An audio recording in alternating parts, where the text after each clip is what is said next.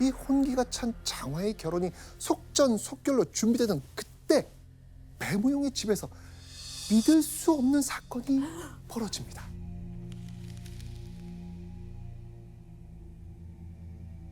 계모 허씨가 집에 돌아온 배무용을 보더니 한숨을 푹 쉬고 혀까지 차기 시작을 합니다. 네. 그리고 정색을 하며 이게 있을 수 있는 일이냐면서 막 호들갑을 떱니다. 왜 그런데 왜? 뭐. 이상하게 생각한 배무용은요, 허씨에게 그 이유를 묻습니다. 그러자 허씨는 아무 대답도 하지 않고 배무용 끌고 어딘가로 향합니다.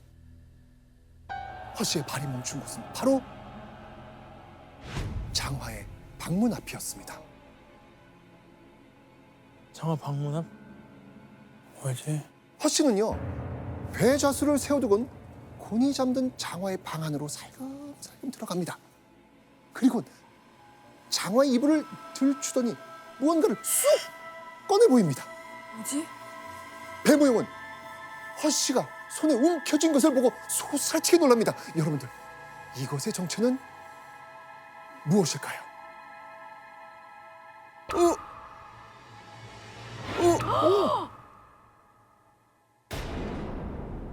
그 모양을 살펴보니 2, 3개월가량 된 태아와 흡사하다. 태야?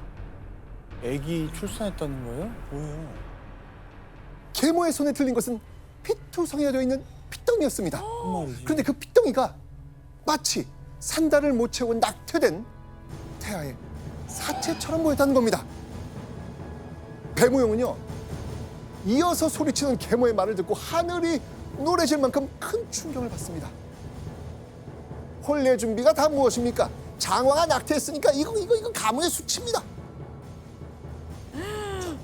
계모의 말에 따르면 혼례도 치르지 않은 장화가 아이를 가졌다가 낙태했다는 겁니다. 근데 계모의 모든 말을 들은 배무용은 그만 바닥에 털썩 주저앉고 맙니다. 이건 배무용은 물론이고요, 가문의 앞날을 가로막는 엄청난 사건이었거든요. 하지만 깊은 잠에 빠진 장화는 계모 아버지가 방에 온 것도 이런 충격적인 상황이 벌어진 것도 전혀 몰랐습니다.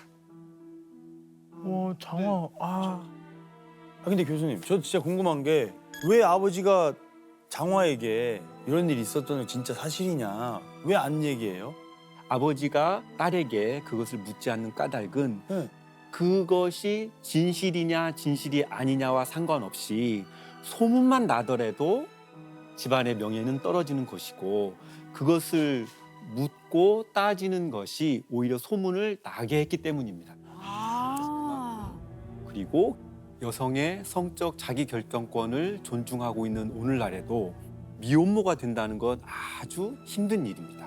그런데 여성을 남성보다 미천한 존재로 보았던 조선시대에는 더 심각한 일로 보았던 것이죠. 혼례를 앞둔 양반집 처녀가 낙태했다는 사실이 이 세간에 알려지면 둘째 홍련, 이거 앞으로 쏟아지는 혼담 뚝 끊기겠죠. 그리고 배무용의 지위와 명망도 땅에 곤두박질 칩니다. 대를 이을 아들들 또한 피해를 보게 될 겁니다. 배무용의 머릿속이 하얗게 변했던 그때 배무용에게 가문의 명예를 지킬 비장의 카드가 있다면서 입을 연 인물이 있었습니다. 바로 계모 허씨였습니다. 배무용은 반색하면서 방법을 알려주시오 라고 이야기를 했겠죠. 네. 그런데 계모는 방법 말하면 배무용이 분명히 자신을 책망할 게 뻔하다면서 절대 말할 수 없다고 입을 꾹 닫습니다. 배무용은 이 계모의 말대로 하겠다면서 제발 방법을 말해달라고 애원을 합니다. 계모는 겨우 입을 열죠. 과연 계모는 어떤 방법을 알려줬을까요?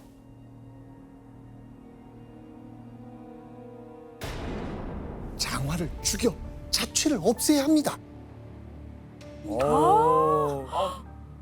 허씨는 지금 이 문제 해결을 위해서 장화를 죽여야 한다는 것이었죠. 배무용은요, 계모 허씨가 내놓은 방법을 듣고 깜짝 놀라 두 눈이 휘둥그레집니다. 너무 멀리 갔는데요, 호시? 그런데요, 지금까지 이야기를 들어보면 좀 이상한 점이 있죠. 행실이 바르다고 소문난 장화가 정말 낙태를 한 걸까요? 사실 이 사건 뒤에는요, 충격적인 비밀이 있습니다. 아휴.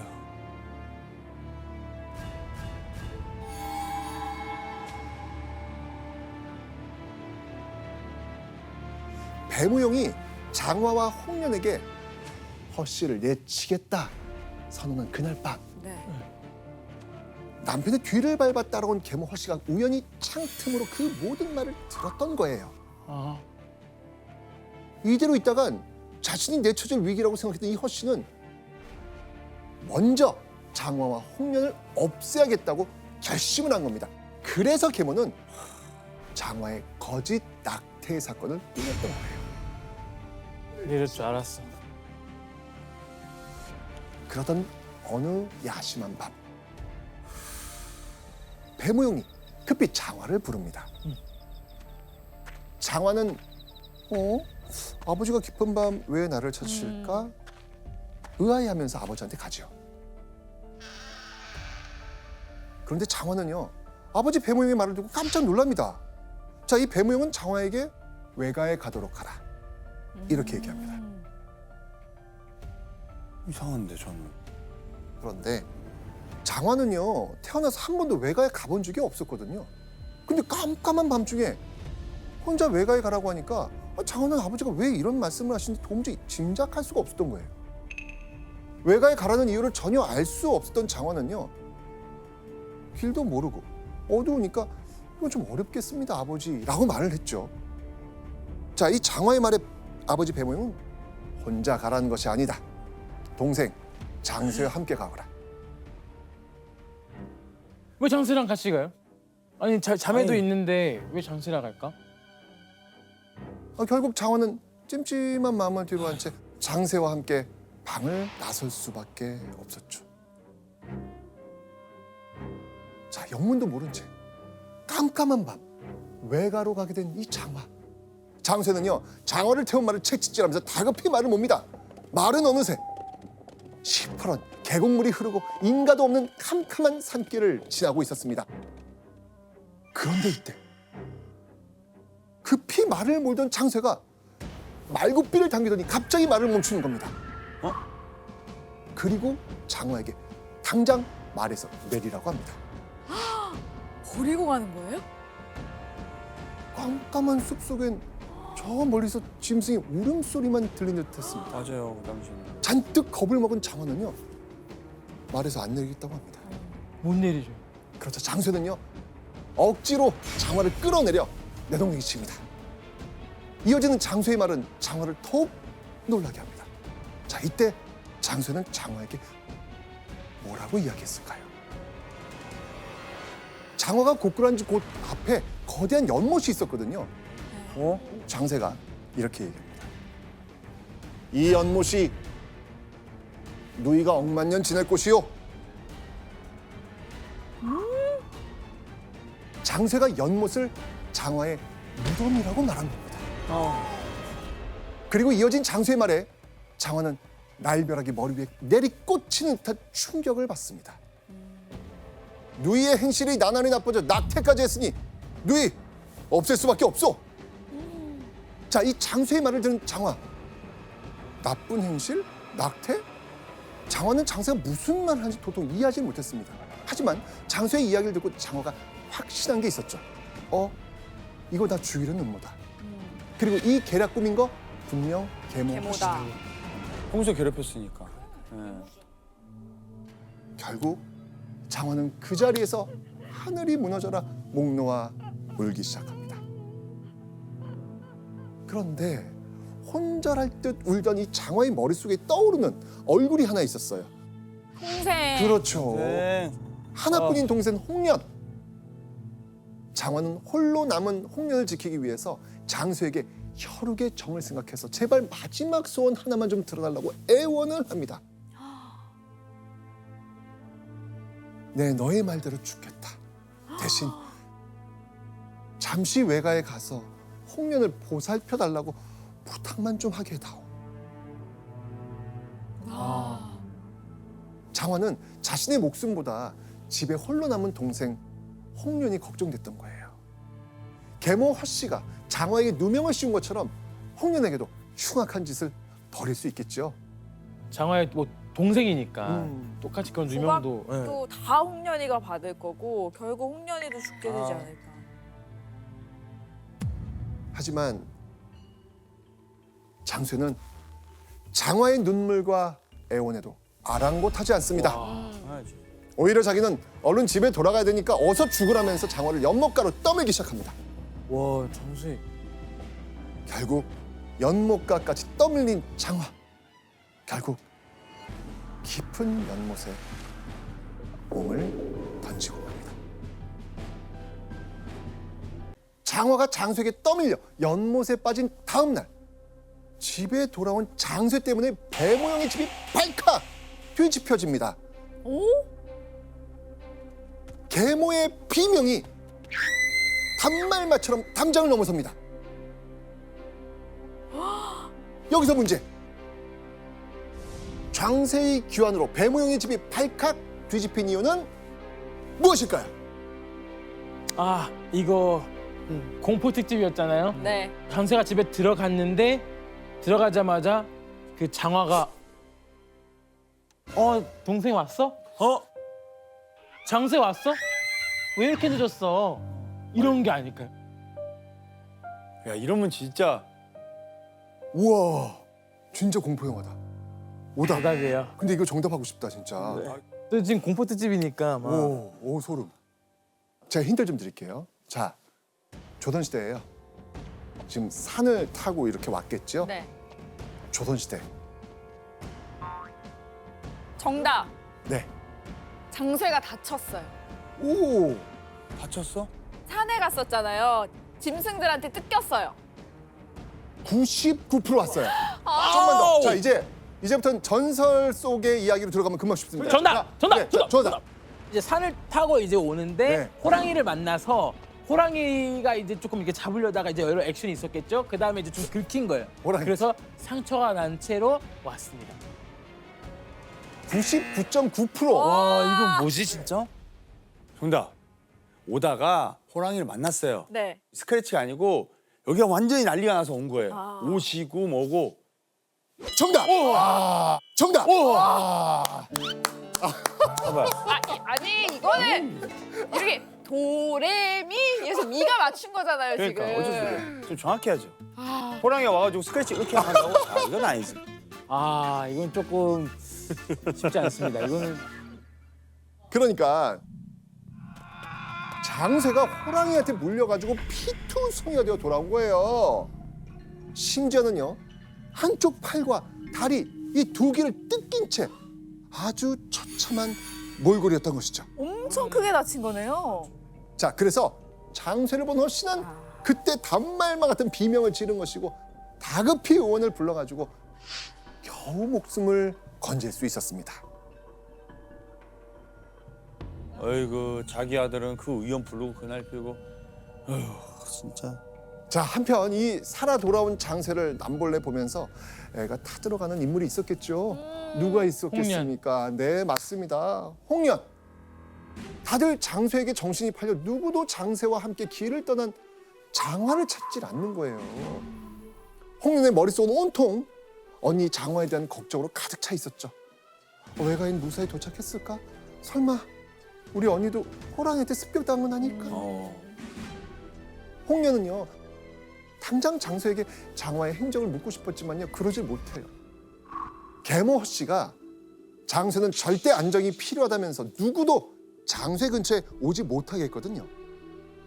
그러던 어느 날, 이 홍련에게 기회가 옵니다. 계모가 아픈 장쇠를 두고 외출을 한 거예요. 그 틈을 타서 홍련은요, 장쇠에게 언니의 행방을 묻습니다. 그리고 장쇠의 이야기를 듣고 세상이 뒤집히는 충격을 받죠. 장화가 낙태해서 가문의 명예를 더럽혔기 때문에 연못에 빠져 죽었다. 그대로 얘기하는. 가문의 영광이 참. 언니가 세상을 떠났다는 사실에 이 홍련은 황망함을 감추지 못합니다. 심지어 언니가 낙태를 했다는 이야기를 듣고 어안이 벙벙해지죠. 홍련은 늘 장화와 지금 함께 있잖아요. 아니 그러면 장화의 몸에 변화가 있었다면 홍련 맞아요. 모를까요? 대번에 알 수 있겠죠. 거의 온 집이 아는 그럼요. 건데. 게다가요, 홍련은요 장수의 입에서 장화를 연못에 빠뜨려 죽이라고 사주한 사람이 있다는 이야기를 듣게 됩니다. 그 사람의 정체를 알게 된 홍련은 정신을 잃을 뻔했죠. 계모죠. 허씨 계모, 허씨 허씨. 계모 허씨. 아닙니다. 어? 바로 장화와 홍련의 아버지 배모영이었습니다. 아, 다른 사람도 아닌 아버지가 언니의 죽음을 사주했다는 이 충격적인 사실. 너무 화가 났을 것 같아요. 아빠가 진짜 제일 악인인데요. 제가 봤을 때. 충격이지 충격. 사건의 진상을 알게 된 홍련은요 당장 언니의 억울한 죽음을 알려야겠다고 생각을 합니다. 그런데 홍련이 도움을 청할 곳이 아무도 없었어요. 여성이 집 밖에 나서는 것을 금기시했던 조선의 현실을 생각을 하면 딸이 아버지를 고발하는 것은 부담스러운 일이었죠. 왜 그러냐면은 고존장에 대한 법이라고 해서 자식이 부모를 고발한다거나 노비가 주인을 고발하는 것은 영모가 아닌 이상은 법으로 처벌되었습니다. 결국 이 세상 어디에도 홍련이 마음을 붙일 곳은 없었습니다. 그런데 그렇게 시리에 빠져 있는 홍련에게 놀라운 일이 벌어집니다. 어디선가 파랑새가 뽀르르르르르 날아오더니요 홍련의 주변을 맴도는 거예요. 장화다 장화. 그리고 이 파랑새에게 묘한 기운을 느낀 홍련은요 이 파랑새를 따라 나섭니다. 자 그러자 홍련 앞에 커다란 연못이 나타납니다. 바로 장화가 몸을 던진 그 연못입니다. 장화가 이 언니가 죽은 장소. 죽은 그리고 홍련이 연못을 발견하자 어안이 벙벙하던 그때 이 물로 오. 뛰어 들어오너라. 아까 나도 내 소원이 정말 그렇다면 이 물로 뛰어 들어오너라. 홍련이 연못 앞에서 언니 없인 도저히 견딜 수 없다며 눈물을 흘리자 구슬픈 울음소리와 함께 홍련을 부르는 여인의 목소리가 들려온 겁니다. 홍련은 단번에 그 여인이 언니인 장화라는 걸 알아챘죠. 평생을 함께한 언니 장화는 이미 죽어 세상에 없었고 집에는 장화를 죽이도록 사주한 아버지와 몇 년 동안이나 자신을 괴롭힌 계모가 있었습니다. 이런 상황 속에서 홍련이 다시 집으로 돌아가고 싶었을까요? 아니요. 아니죠. 결국 홍련은 결코 해선 안 될 선택을 하고 맙니다. 홍련은 언니의 목소리를 따라 연못 깊숙이 몸을 던집니다.